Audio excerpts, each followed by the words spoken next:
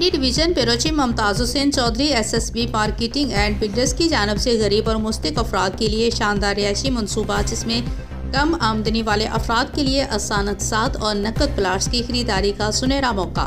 Bank colony बंदा नग्याल, जहां पर आज एक प्रोजेक्ट का इफ्तिताई प्रोग्राम का इनकाद हुआ, जिसमें ढोक सैदा बर्फखाना चक्री रोड के डीलर्स ने शिरकत की।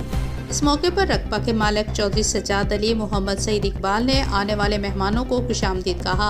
मेहमान खुसूसी में राजा अब्दुल गफ्फार चौधरी, लियाकत मौलाना हाफिज माजुल्ला कुरैशी प्रोग्राम में खाने का भी इंतज़ाम किया गया था।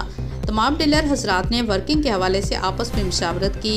इस मौके पर रकबे के मालिक चौधरी सज्जाद अली का कहना था कि हम आवाम के लिए सहूलत पैकेज तैयार कर रहे हैं, जिसमें हम आवाम को 2.5 मरला, 3 मरला और 4.25 मरला के घर आसान अक़सात और कैश पर दस्तियाब होंगे। मज़ीद उनका कहना था कि हमारा मंशूर गरीब आवाम की खिदमत है। जो बंदा सालों तक अपना घर नहीं बना सकता, वो इंशाल्लाह हमारे पास आसानी के साथ अपना घर बना सकता है। मज़ीद उनका कहना था कि हमारा मकसद गरीबों की मदद करना है।